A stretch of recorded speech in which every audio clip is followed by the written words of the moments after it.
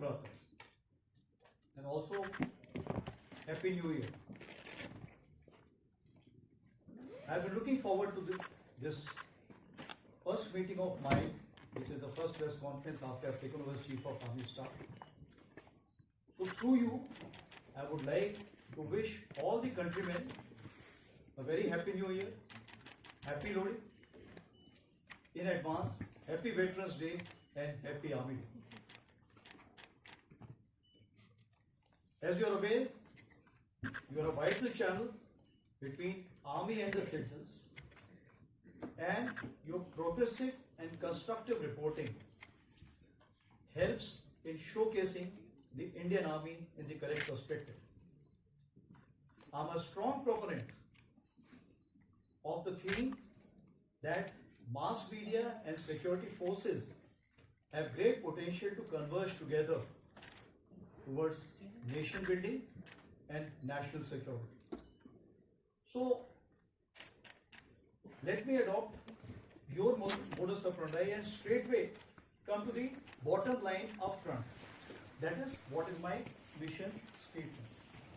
And that is to ensure a full spectrum of preparedness while concurrently transforming Indian Army into an Atmanirbhar future-ready force to be a relevant and key pillar of the national security apparatus that also contributes meaningfully towards the nation building.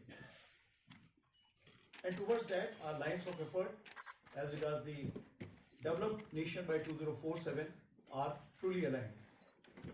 और विकसित भारत के लक्ष्य को हासिल करने के लिए एक सुरक्षित वातावरण अनिवार्य है. In that, we emerge as the net security provider for the entire nation. So I'll first dwell upon a few security issues and to begin with the northern borders. As you're aware, the situation is sensitive but stable. In October 2024, situation in Depsan and Demchok in eastern Ladakh got resolved. The patrolling to traditional areas in these two subsectors has commenced. Similarly, the traditional grazing has also commenced in these two areas. We shall continue to discuss the effective management of other sensitive areas also along the northern borders. And towards that end, I have authorized all my co-commanders to handle these issues at the ground level with respect to patrolling and grazing so that the trivial issues can be resolved at the military level itself. Own deployment along LASA is balanced and robust. We are well poised to deal with any situation. A focused capability development for northern borders enabled infusion of niche technology into a war fighting system and a whole of nation approach. We are progressing well. हमारी प्राथमिकता है सभी agencies की सहभागिता border infrastructure को और मजबूत बनाना है. Coming on to J&K, situation is firmly under control. A line of control ceasefire, which is effective from Feb 2021 after the DGMO's understanding, is holding on. However, the terror infrastructure across remains intact. Infiltration attempts continue, including from the IV sector or so many other avenues which are available, along with drone attempts to smuggle warlike stores and narcotics. In hinterland, in recent months, increased terrorist activities was seen in North Kashmir and Doda-Kishtwar belt. Our CT grid there has been reinvigorated and tempo of kinetic ops has been enhanced. Past year, 60% of terrorists eliminated were of Pakistan origin. As of today, whatever is remnant in the Valley and Jammu area, we feel that around 80% or more are from Pakistan origin. Overall, violence parameters under control, tourism, development activities, Amarnath Yatra, where we witnessed more than 5 lakh pilgrims this time, and peaceful conduct of elections are indicators to a positive change. So the theme of terrorism to tourism is gradually taking shape. Regards Northeast, overall situation in Northeast is gradually improving.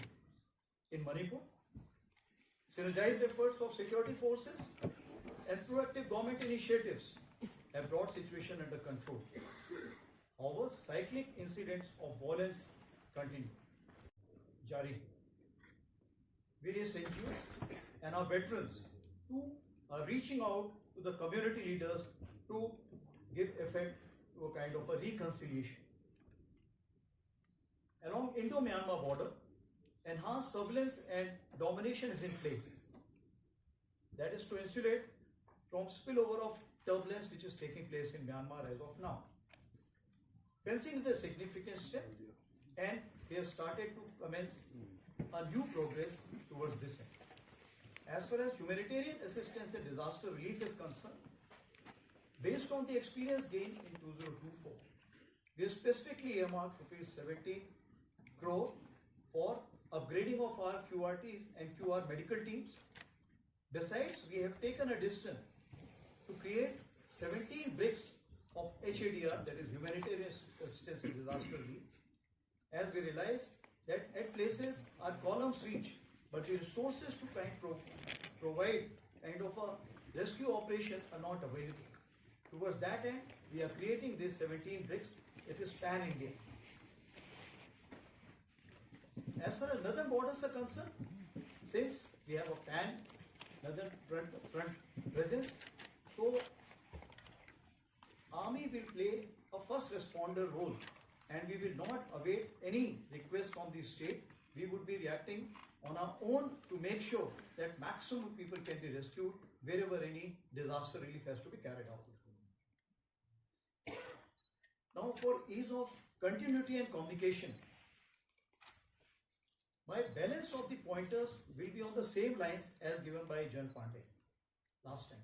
What does it mean? As you know, my predecessor was a visionary and he declared 2023 as the year of transformation, and he declared 2024 as the year of technology absorption. What I have done, that once I took over, the year of the transformation was declared as the decade of transformation, commencing from the time Jan Pandey had announced. And year of technology absorption was extended to 2025 also, because there's a lot to be done as far as the technology absorption is concerned. So, year of transformation, since it becomes a decade of transformation, so the pillars remain the same. So I would be covering balance of my update based on those 5 pillars which were given to you by Jan Pandey. To begin with, it starts with force restructuring. So it's a continuous process to give effect to organization structures commensurate to threat and technology infusion to ensure the operational effectiveness. As of now, we have already carried out some reorganization in cyber, electronic warfare, ISR units, and rebalancing 1.0 in consonance with our new emerging threat. Now what we are looking for is the rebalancing 1.5. We are also looking at new tailor-made organizations in the field of ISR, special ops, combined or integrated or all-ops brigade. Then we are looking at info ops groups. We will also be looking at raising of some combat units for the headquarters and some de novo organization based on the emerging technology, for example, MUMT, that is manned unmanned teams. We also remain alive to the requirements of theaterization. So in conjunction with theaterization, we would be looking for some changes which will include in terms of the areas, sub-areas, div, code and command headquarters, which will be duly synergized with the theaterization initiative. Now coming on to the second pillar, that is modernization and tech infusion.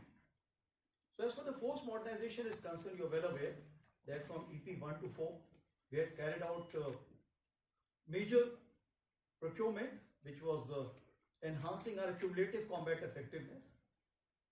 And now we have also been approved the emergency procurement for CT ops, because we have carried out a major induction of regular troops in the Punch Rajouri area as well as in the valley. So therefore, there is a requirement for some additional equipment. As for the fields are concerned, it's firepower and lethality, protection and mobility, and we are looking at night to be fought as day. As far as drone and counter drones are concerned, we are looking at no scaling as of now because it's an evolving technology. So we will need new structures, we will need new kind of a drones and new scaling. So based on the operational requirement, we are working towards that. As of now, I call it eagle on the arm for every soldier. What you also hear, the new term which is coming as FPV for the drones. Process is on, and 155 caliber has been kept as the main caliber. As for the mechanized platforms are concerned, we are on our path for modernization with respect to the FRCV, FICV, light tanks, and wheeled AFVs. Aviation, LCH induction has already commenced. As regards the loiter and precision munition is concerned, I must give the credit to the domestic industry that which was a far-sighted thing is now seeing the light of the day, and we are able to kind of orders from the Indian industry developers. I will also cover the technology infusion here. As I told you that year of technology absorption 24-25, both years have been given the same name. So what are we looking for in this? Firstly, we are looking for that upgrade and mass the human resource, including the tactical commanders to become the techno commanders, because they are the decision makers. And if the decision maker is alive to the technology, the technical people will be finding it more easier to sail through. As far as our MTech is also concerned, that has increased by 30%. Similarly, the NDA syllabus which has been concerned, which is undergoing a major change, and probably by year 26 we should be able to see that on ground. Similarly, our promotion examinations, courses of instructions, the technology aspects have been just doubled. While doing this, we have also gone in for collaboration with experts in other ministries, academia, industry, and we are also aligning with the national technology missions. There are 16 technology clusters which have been identified by the Indian Army, which has already been there in the news for quite some time, with fixed responsibility and fixed outcomes. As for the data harmonizing is concerned, for artificial intelligence, it is most important, and we are working together on this issue.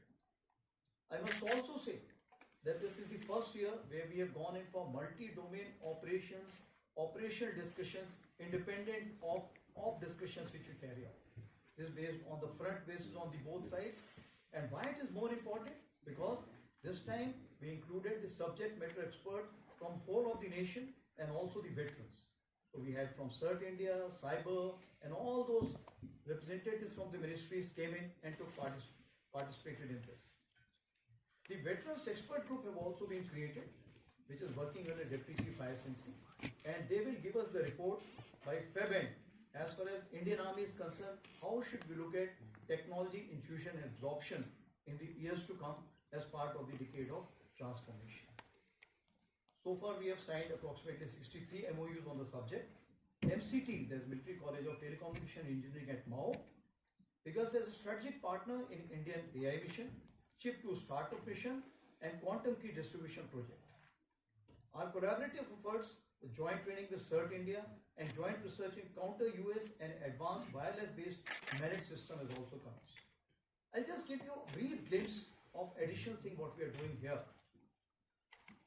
Army span within the Army for 7,000 subscribers only has increased 3 times to 21,000 subscribers.